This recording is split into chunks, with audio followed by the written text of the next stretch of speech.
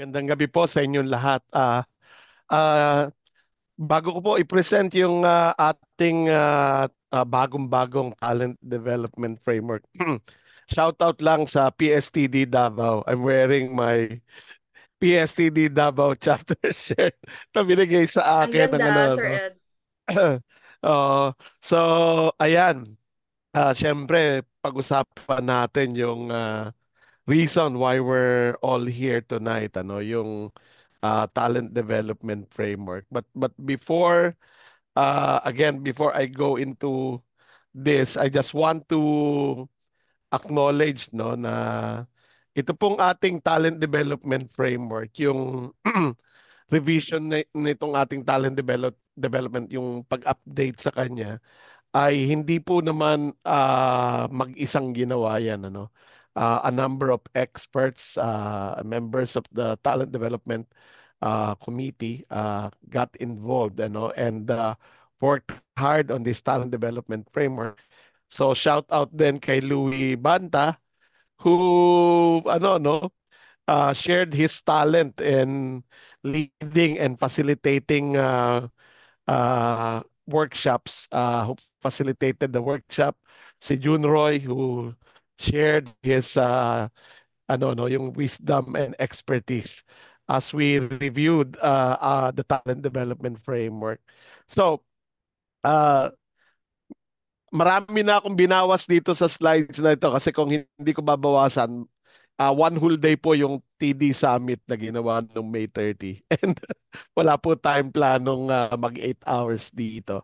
So I'm going to ano no focus on the highlights and allocate more time for conversation on how we can apply this in our work as talent development practitioners. Okay? So, definition of terms muna.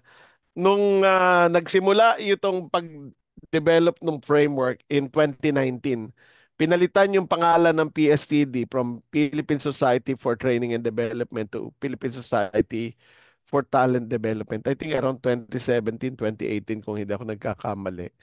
And then in July 4, 2019, yung first na TD Summit, dinefine nung ating current chair and past president, si Fe Marino Kabantak. Sabi, refers to every individual on whose shoulders rests the ability of an organization to operate, to thrive, and to succeed. Okay? So, what does this highlight? This highlights that the talent development framework does not cater to high potential employees only. Kasi yung mga sinaunang TD framework ay nakafocus doon, invest in your high potential employees. Ito, when we develop this, we actually are catering to everyone in the organization who contributes to the success of the organization.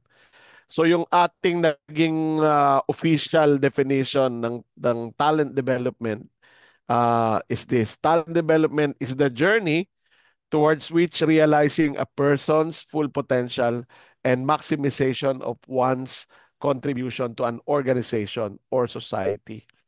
And I hope that you notice na nakafocus sa talent, ano, hindi doon sa organization or doon sa process.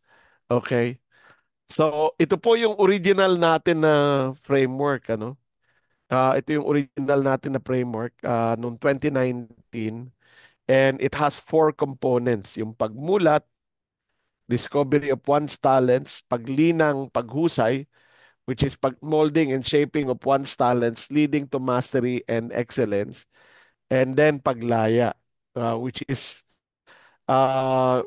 becoming ready to take on the roles that you want to pursue in the organization. No? Freedom to choose the avenues for expression and maximization of one's talents, leading to pagtagumpay.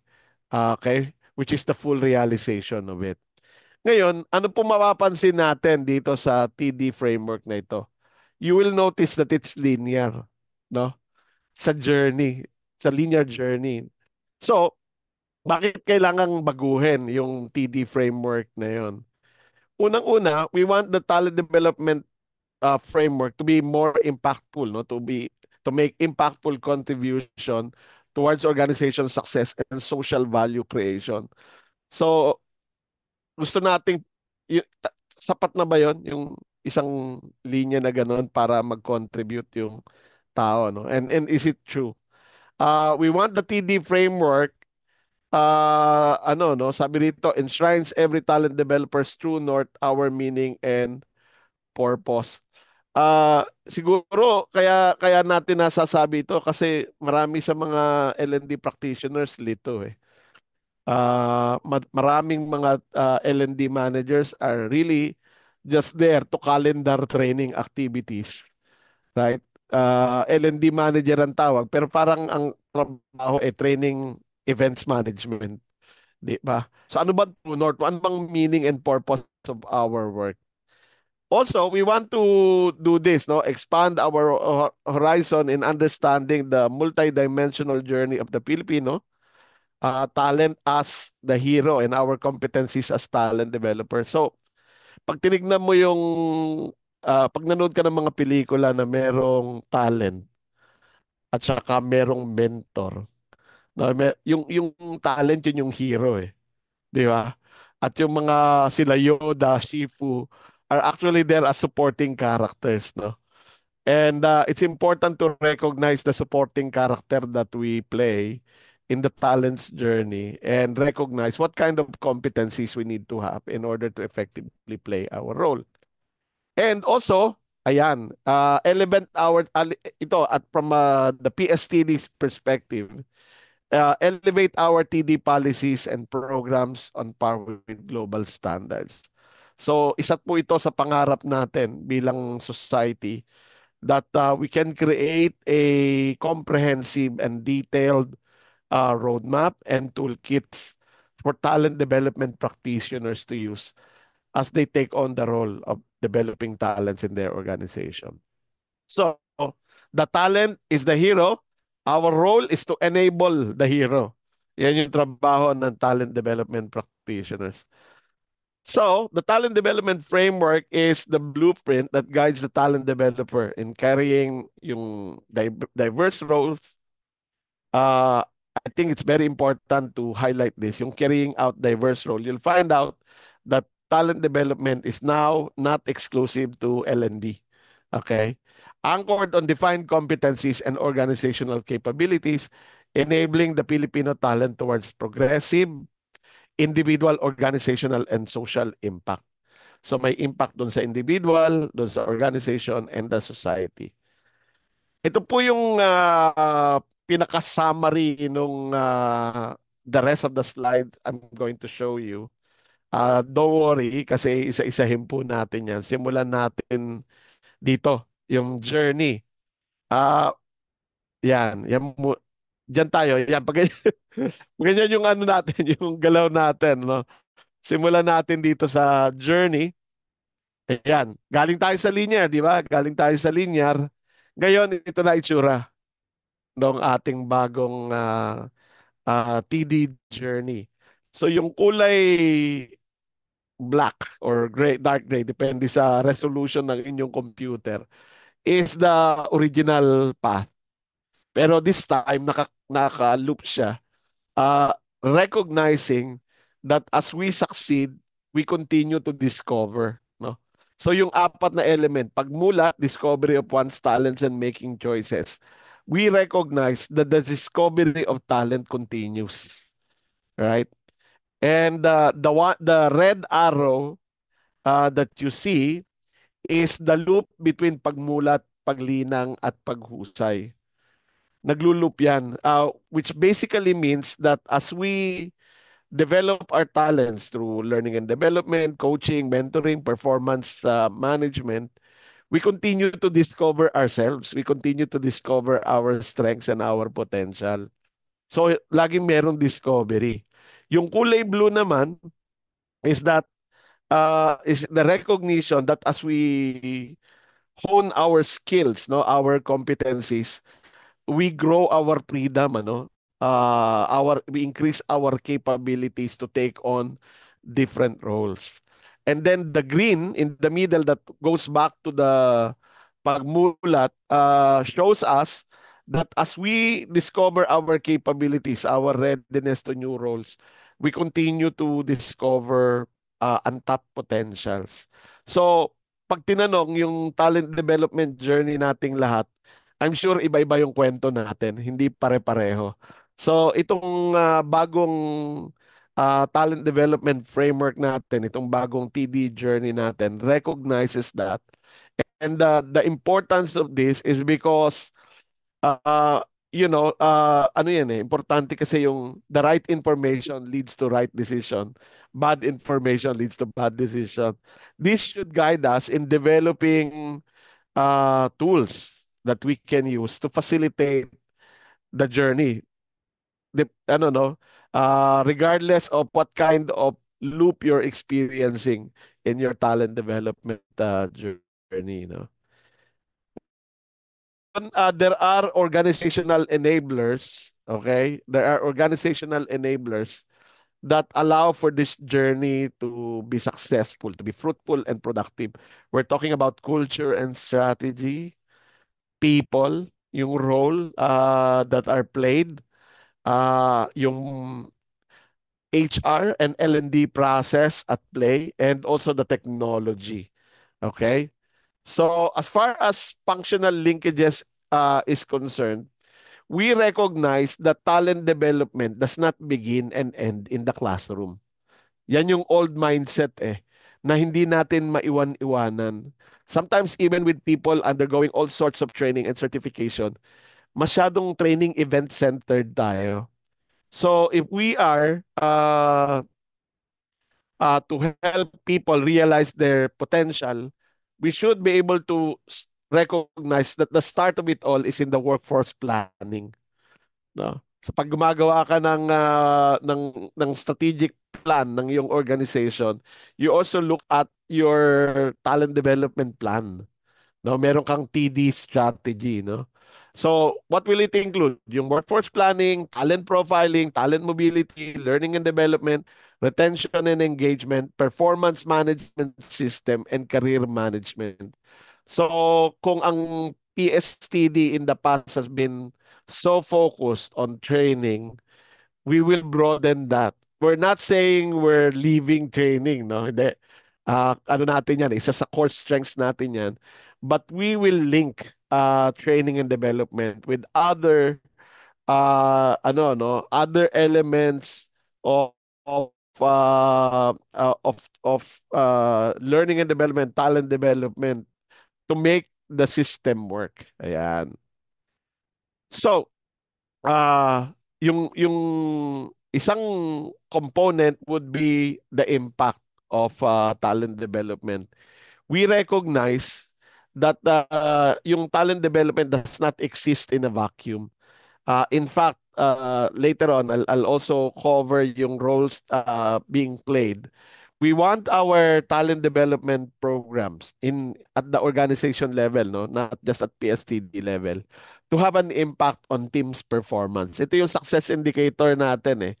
As we facilitate the journey of the talents, help them realize their potential, we expect them to increase their contribution in the team, in the organization, and the society at large, no. So yun yung nakikita nating impact nitong ating talent development framework.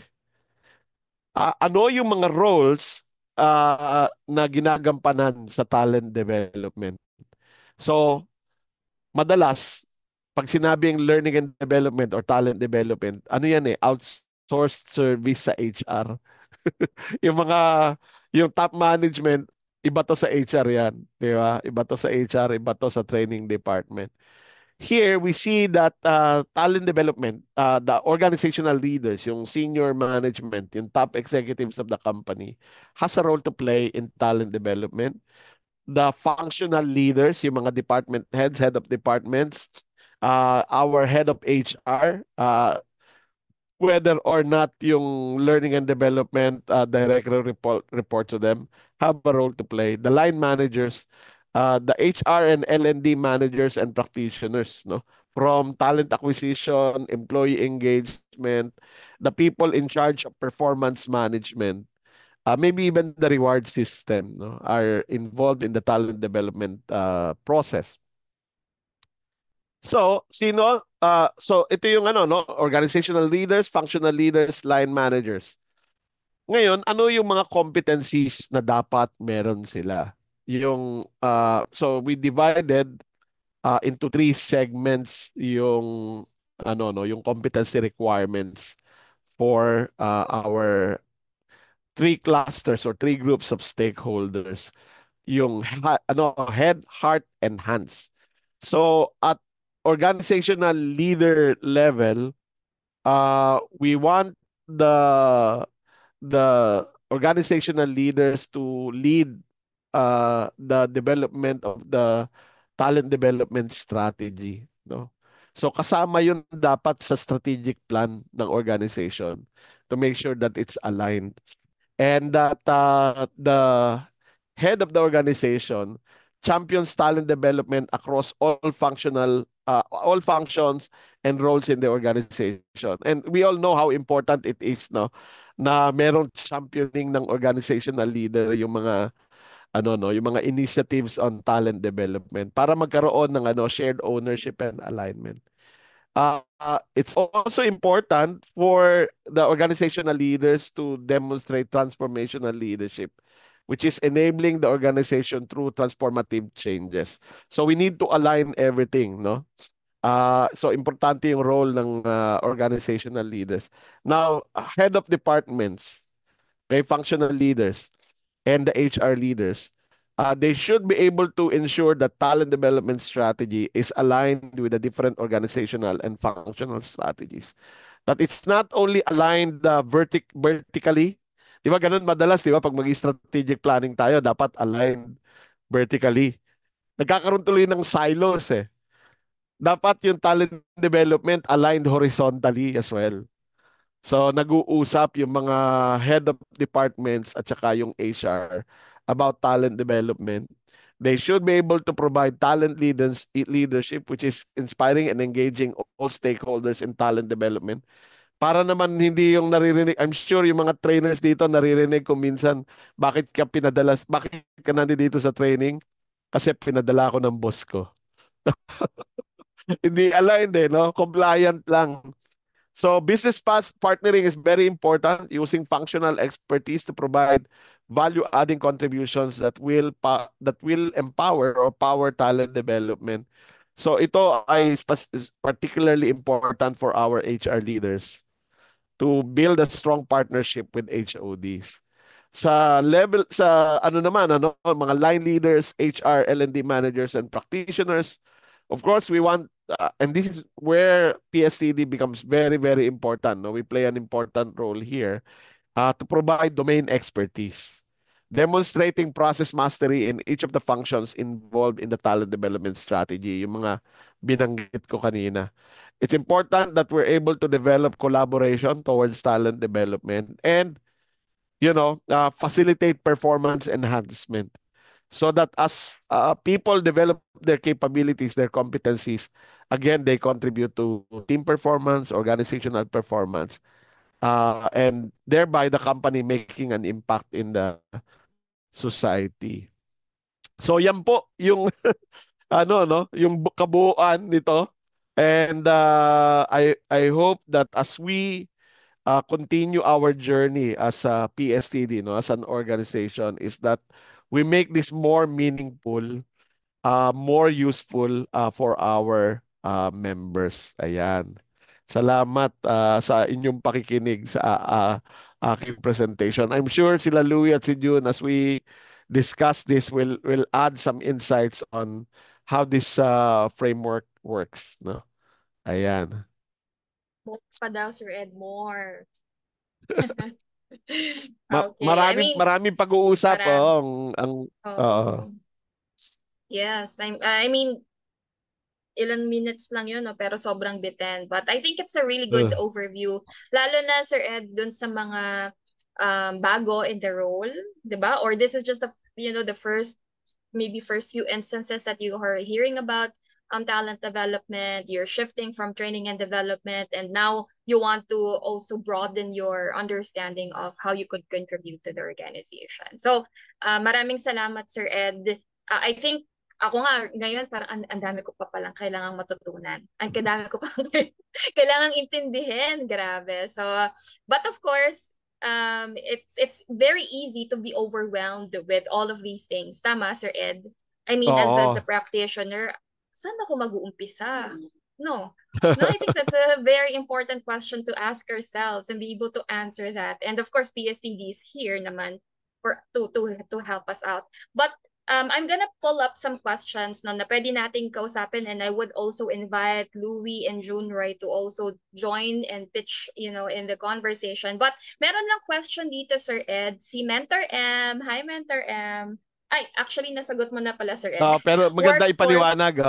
sige, go ahead. Does Ah, workforce planning subsume succession management? Interesting to. Go ahead, Sir Ed. mm. Kasi yung nung pinipresent ko kanina yung ano no, yung framework, hindi napagbigyan ng diin yung ano no, yung career Mm, development at saka yung succession planning and succession management. We see workforce planning as ano no, at the organizational level, responsible for recognizing what the organization need in terms of talents, mm, for it to achieve its objective. And when you deep dive into that workforce planning, you should be able to recognize if the talents that you need, especially at leadership level, are available, and the people who will succeed the incumbents will be ready by the time the incumbents are ready to leave the organization. So in a way, yung workforce planning will guide the talent development initiatives of the organization, which will include succession management. Pero hindi siya kapalit ng succession management, Maribel. Yung succession management will get some cues from the workforce planning ng organization. Yun yung nakikita ko dito. June, Louie, tama ba? Baka gusto niyo magbigay din ng inyong insight. yes. Go ahead, Nagdadrive si June. Louis or June. Correct, correct, Ed. Isa yan sa mga hot topics natin di ba? Mm, Yung ating Ah, pinagdiskusyonan because again, we want to create a framework for talent development and not overlap, no? And if there are overlaps, dapat correct overlaps with the elements of strategic HR. yes, thank you. Siguro before we continue, gusto ko lang mag-share ng ilang disclaimers. Ah, Pagkatapos nung Talent Development Summit nung May mm, 30, so people are congratulating us, Tapos sabi nila, what's next? Actually, yeah. hindi tayo natapos, nagsimula tayo as an organization. So, the next steps really for the talent development framework is validation. So, marami pang plano yung Talent Development Framework Committee for the validation of the Talent Development Framework.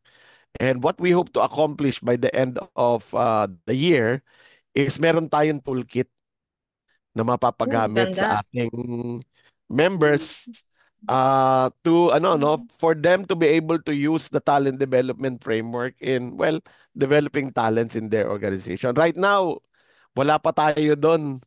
Ang meron pa lang tayo yung itong framework The na framework pinakita itself. natin, Yeah. and we're still writing the descriptions. In fact, workshop kami nila June at ni Louie sa Baguio in August para lang upuan nito, no?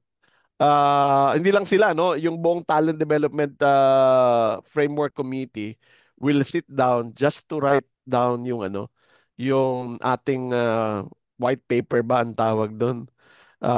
Para meron tayong babasahin na guide para dito sa ating TD framework. or a discussion paper. Maganda yon Sir Ed, no? Tsaka, Oo. I think maganda na involved yung ating mga kapatidis, 'di ba? Ang daming opportunity where they can contribute, share their POV. 'Di ba, Sir Ed? Kasi minsan iba-iba rin talaga yung application on the ground, iba-ibang organization could have different, ways to take it. So, how do we gather all of those practices? I think very Ang important. oo, I think sa akin ang importante kasi mabigyan natin ng guidance Actually, yeah. yung mga talent development practitioners. I know nasa iba't ibang level of maturity yung organization in Mm-hmm. their yung kanilang talent development strategy. But Yes. if they're ready to level up, we should be able to provide them with the necessary guidance at saka Tools. necessary. Yeah.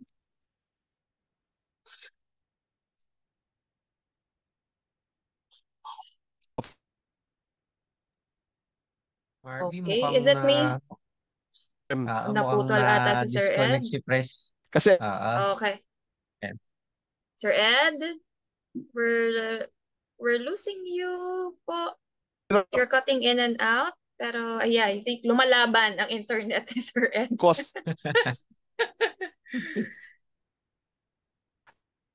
Sir Ed? Sige. Siguro habang nagko-connect si Sir Ed, no? Oo. Sir Melvin gave this comment in the chat. Oo nga. I thought this webinar is only technical in nature. I did not expect this to be applicable to our leaders and management. Exactly. I should have requested our HR officers to attend tonight. Maraming maraming salamat po sa feedback, Sir Melvin. Ang Yeah. maganda po dyan, no, yung recording po ng ating videos applicable, makikita po natin dun sa ating YouTube page. And I guess yun din yung isang implication ng expansion natin from training and development to talent development. You Agree. really see that it goes beyond your standard HR or maybe your L&D function. Kasi pag in-execute to, no, papansin natin, mas lumilinaw ano yung role ng middle manager, ng top management, ng HR at ng empleyado. Na hindi lang to pwede, HR ko na bahala dyan. Tapos Oo, o automatic, kaya yung, masasolve na mag-organize siya. na kayo. Mag-organize na kayo ng training. Kayo na yan, right? I mean, it's, people are now more leaders in an organization. The way we develop our talents now becomes an organizational thing rather than a training department or training function thing. Diba? Agree, Kev. Thank you, Sir Melvin. Yeah. Yeah, please go ahead and share that the recording pagka na-publish na po. And AM also shared about Netflix. Oh, iba naman ang practices din in Netflix, right? But really broadening the scope of how they're developing people. Okay, sige po. I will share my slides, but siguro since we have Louie na rin here, no? Louie, AM, Kevin, feel free to jump in because the first question that we want to answer as a group and sa atin pong mga kapatidis in the session right now, if you have thoughts also, please type it in chat. Okay, you want this to be an open conversation. But the first question is, bakit tayo mag-shift to talent development? Ano ba ang impact nito in the organization? I know somewhat na-touch to ni Sir Ed kanina in his presentation, but just digging deeper on why does it actually matter? Okay naman yung practices namin ngayon. Why do we have to take a look at establishing or strengthening talent development practices in our organization? Maybe Louie, we can start with you. Impact, ano nga ba? Ed. Bakit ba? Ay, dito na Sir Ed, Sir Ed. sorry, biglang bumagsak. Isipin mo tatlo yung ISP ko bumagsak sabay-sabay. Hindi ko alam kung bakit. Baka Sir Louie muna. kailangan ng talent development sa internet service provider. Wag na, mapangalanan natin ba yan, Sir Ed? Wag na. Wag na. Okay. Ayun, so we were just asking, we posted the first question, Sir Ed, and any of our kapatidis could answer, share your thoughts. But medyo na-touch mo to kanina, Sir Ed, yung impact. Bakit nga ba? Because this definitely requires a lot of investment, maybe not necessarily money, but time and energy from people and, everyone, as you mentioned, involved in this whole shift. Right? So, Oo. ano nga ba impact nito? Maybe Louis or Sir Ed, we could start with you, and Kevin and AM later on, you could share your thoughts as well. Go ahead. Ako para habang nag-aano si Ed, no, bumibuelo ulit, no. Ako ang observation ko dito, if you look at other industries, no, or if you look at other disciplines or domains, there's really been an expansion, okay, of other disciplines as well. For example, IT, no? Kung mapapansin mo si IT, dati focusing on hardware, and then focusing on services, and now focusing on end-to-end, no, IT capabilities. The same is true with supply chain, no? Kung ikukumpara ko lang. Dati ang supply chain, tracking, and then forwarding, and then dinagdagan ng warehousing, and then they now wanted to cover the end-to-end, no? All of the activities, no, that are linked to delivering a set of goods from point A to point B. And similarly, we have realized that our work in training and development is really just one facet of an ecosystem or a multifaceted structure that ultimately aims to deliver competent talents, no, that contribute to teams, organizations, and society. So, ang pinaka-why nito we want to break free. Kaya nga yung Talent Development Summit natin, ang theme or title natin or ang ating call to action doon, break free from the limits of training. No? Kasi yung training and development na mahal nating profession, na-realize natin na we can only do so much. At marami tayong frustration dahil nga sa natali lang tayo dun sa ating circle of influence ng training and development. Kailangan talagang i-connect yung iba't ibang currently disjointed activities in the organization. Training and development is just one of the so many things that we need to align in the entire gamut of talent development. In a more simpler term, Louie, nag-uusap-usap dapat yung mga processes na yan, diba? Usap. Yan. Oo. Nag-uusap-usap sila, nagko-connect sila. Okay? Oo. Thank you, Louie. Sir Ed, you wanted to add? Yeah, perfect yung analogy ni Louie nung moving from yung hiwa-hiwalay na system na pinag-i-integrate. One of the biggest misnomer is to think na this is going to be expensive. The talent development is going to be expensive. I don't think so. Because a lot of the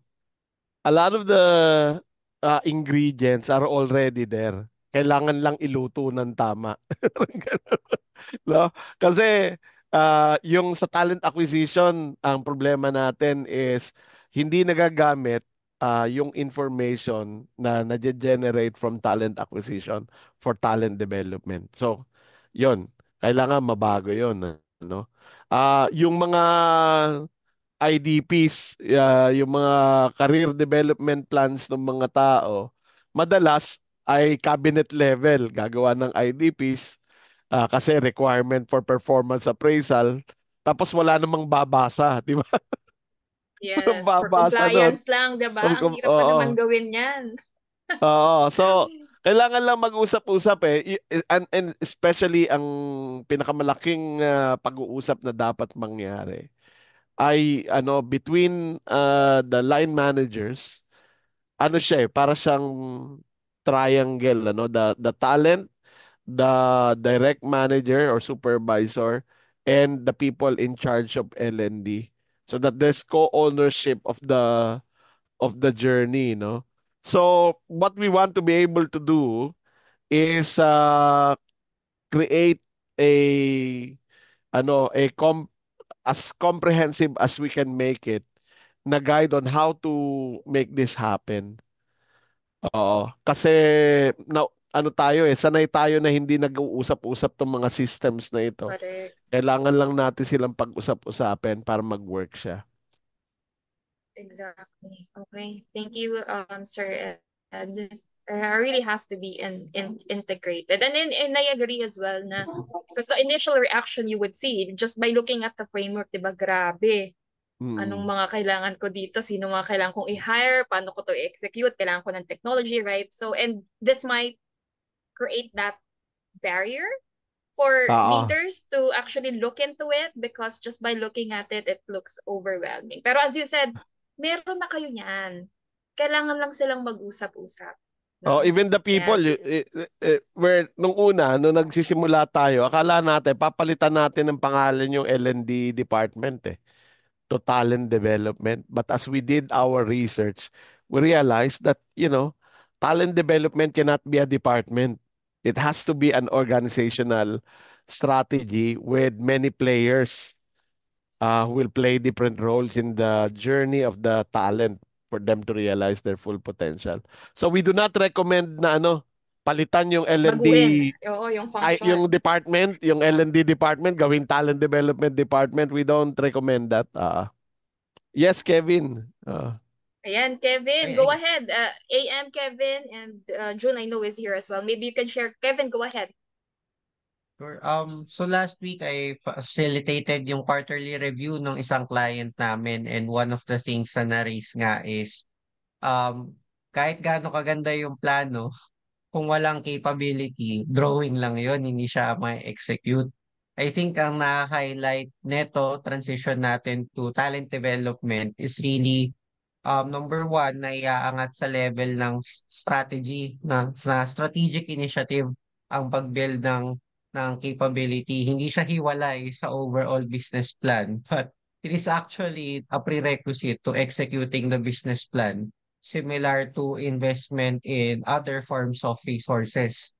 Kahit nga, bumili ka ng napakagandang IT, kung yung empleyado mo naman hindi rin kayang gamitin, hindi automatic Yes. na pag smart ang cellphone, smart na rin Smart agad ang ang user. user. Kailangan tutulungan Gusto mo ko yan. din. Correct, correct. Diba? Okay, yeah, I think that's a really good insight, Kevin. Kailangan talaga make capable yung people who are going to look after this, and of course the organization understands it as well. Mm. Okay, AM, June, anything you want to Maganda add? yung sinabi mo Tapos dito, one, AM, Can you elaborate oo on nga this? go ahead, AM. Yes, by nature of training, right? We think we're enabling, but actually we're keeping the responsibility and accountability sa function Ex- natin. Nagiging Right? exclusive, no? Correct. Tayo lang Oo. taga-provide, tayo lang yung accountable, tayo lang yung nagja-justify if, effective ba to. Effective And ba? then, Yeah. lagi tayo nagtatanong bakit hindi nag-i-involve yung mga manager. Pero kasi, it's training, so they think sa training team yan. It's on us, And yeah. yes, and broadening that into talent development really makes sure na that responsibility and accountability is shared. And it's hard at first, but again, like Ed said, andyan na lahat ng kailangan, and you can rally all of that, the people and the tools together. Tsaka, the thinking that baka mas mahal kasi you start building stuff up, no? Actually, kung ano man yung ini-invest mo, mas na-magnify siya or na-multiply pag everyone is involved in that process. Thank I you. completely agree with that, AM. Kasi mataas ang expectation natin if this is done well, mataas ang ROI. So that Mhm. makes the whatever your investment is, whether that's a low conservative investment or a generous investment in talent development, the ROI will be high if all the systems are working well together. So nakakamura ka bahit bale, no? Kasi kahit maliit lang yung investment mo, kung walang ROI yun, di ang mahal nun, di ba? Correct, correct. Yeah. In fact, Ed, having said that, pag Mm. maganda talaga execution ng talent development at yung framework na yan, high-performing organization ang resulta. Di ba? Yes. If more than half na lang of your employee force are really go through discovery, paglinang, pagmulat, lumaya, nagtagumpay, imagine, hindi lang 10% of your employee force ang high performers. More people are performing well, you have a high-performing organization. Merong magandang ano rito, yung si Gabriel. Hi Gabriel, yung how do we get the senior leaders to watch this discussion? Actually, we can take that seriously, no? Uh, One of the competencies kanina na pinresent ko sa inyo ay yung ano, no, yung sa mga HR, L&D managers and practitioners. Yung sa heart is collaboration eh. Yeah. It's very important that we are able to facilitate buy-in. Oo, so kailangan talagang i-develop yung ating capability as credible activists in our organizations. We need to demonstrate leadership to get the buy-in of top management, no? So, yun din yung isang ano no, broadening na kailangan gawin ni PSTD na we're not just going to look at paano ba gagawin yung talent acquisition in the light of the talent development framework. We also need to develop the business partnering capabilities of the L&D practitioners, the people in HR, so that we can champion talent development to our senior management. Right. Oo. Kasi lagi tayong mapoprostrate kapag iniisip natin sana narinig ito ng management para maintindihan nila. We should be able to tell management. We should Correct. be able to enjoin them to embrace the framework. Yeah. Engage in a conversation. Diba? It starts there diba? Having that conversation with them. Agree. Yeah. And at times, lalo na Sir Ed ngayon, diba? Marami pa rin mga traditional leaders. So it's really up to us, practitioners, knowing now that we know this, diba? So paano natin to i-bring into our organization? And that may take some difficult conversations with your leaders that you have to really push forward. Okay. Sige. Kevin raises hand. Or kanina pa ba to, Kev? Or bago to? Hindi. Sorry. Bago. Okay, go I just ahead. want to highlight, speaking from experience sa company namin. So, start of the year, we had higher sales target. We decided as a company to really improve in talent development. Actually, Louis facilitated one of the learning sessions on sales for us. And then we made sure na meron kaming follow through na kompleto yung 10, 20, 70. Because of all that effort, June pa lang, nadaig na namin yung performance namin versus last year equivalent to 3 quarters. So by Galing. investing heavily in talent development, especially for a very small organization, ang targets namin increased by 30% year on year. So you can just imagine how big of an ROI we got just by making sure that the managers are investing heavily on the growth of our direct reports. Correct. So how Yeah. do And you that's the impact we're looking for and that we could communicate to our leaders, diba, Kev? Louis, sorry to cut you. Go ahead. how do you get your senior management to listen to these conversations? Show them the money, di ba? Show them the number. Yes. Kaya Correct. yung business partner competency, if you look at what Ed presented earlier, tayo mga nasa HR at L&D, we really need to rise above the traditional order taker mindset. No? O kaya minsan tayo taga-implement lang ng mga policy. We really need to step up and become trusted advisors and business partners to our senior leaders so that they will listen to us more. Kailangan ng 360-degree leadership ng mga HR practitioners for us to be able to champion this in the organization. Pwedeng humirit Yes, ng agree. isa. Ayun, Ayan, si June. Okay, go ahead, June. Nagpark ka ba, June? Tatahiin ko lang yung lahat Sana nakapark ka, ha? nakapark naman. Tatahiin ko lang yung lahat ng sinabi nyo. Ang translation noon, yung talent development becomes part of the strategy ng company. So kung hindi siya nakalagay either as integral part ng strategy or enabler ng strategy, in short, hindi siya kasama sa discussion, mahirap pong ma-convince yung management. So in short, ang practical insight doon, make it a part of the strategic conversation, yung value ng talent development doon sa business. So that's probably what Louis means by show the money, no? Para maging kumbaga bahagi na siya. Kung bahagi na siya, then they will find a way to make it even more relevant. Yun lang po. Salamat. 5 na ulit. Okay, thank you, June.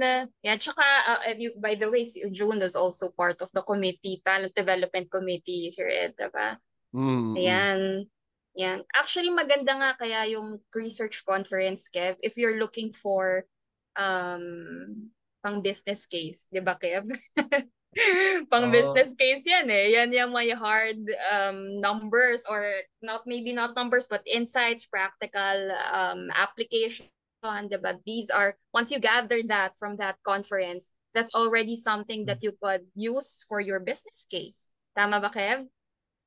Yeah, and number one, iba't ibang industriya yung mafi-feature doon kasi iba-iba yung research topics. Number two, iba't ibang levels of maturity din. Yung iba nasa succession management na, yung iba nagte-test ng corporate cascade. So kung gusto niyo ma-convince yung boss niyo na mag-invest tayo ng mas malaki sa ating initiatives, ito na yung mga case studies that you can have access to. And not only that, pwedeng-pwede niyong kunin yung number or contact details in the event nung nagsulat. So, pwede na sila i-consult directly after. That's true. And maganda na local references to Kepa. Kasi, of course, when you check online or go to different check journals or researches, ang dami naman, pero not in the local context. Right? So I think it's good that PSDD also looks at local practices, and that's one avenue to gain those insights. So, sino ba yung nag-share kanina? Ayan, sir. Pa-attendin mo na yung inyong mga boss sa ating research conference. Okay. Wow, it's already 6:59, 7 o'clock. But ang bilis. Kulang na kulang yung time. But I just want to go through some comments we have in chat. Si Dylan says, hello from Batangas. Thanks again for this effort. Ecosystem approach or view ni Louie daw is really crucial and has to be the starting point for these conversations. I imagine it can also facilitate the buy-in process across the organization. Yeah, exactly. Thanks for sharing that, Dylan. Mentor M, yan, early pa lang, employees must really be given an opportunity to set their career goals. Exactly, lalo na right now, no? Daming the demographics of our employees are changing, diba? Medyo hot topic din yan, no? So how could we own that? And I think talent development is really a way to do that, making our employees have that ownership in the way they drive their careers. Okay, and okay, Dylan, whatever we can do to make the value of talent development more explicit in the overall org strategy is worth trying. Okay, actually, maganda rin, no, since we already had the overview this week, next week, since you want to know about the impact and how do you measure that, kasi next week, ang ating pong topic is how do you measure the impact or measure the performance of your talent development function using OKRs. Ayan. So yan ang ating exciting topic next week. Oo, no? So dito parang sa usapang training at iba pa, overall high level concept, and then we dig deeper on the mas practical. So right? Walang absent. Walang absent. Tuloy-tuloy po tayo hanggang next year. Hayain na yung boss. Lang. Hayaan niyo na po yung boss. Yes. Ayan pala, Kevin shared the poster. Yes, I think maganda actually, Sir Ed and all of the hosts here. I think since talent development na yung conversation, it's not just, everyone could attend here. Your org leaders, your HR people, hindi na lang tayo specific to training para naiintindihan nating lahat. how do we go about this. And again, this is one avenue where you could learn more about the talent development function and all the other programs of PSTV.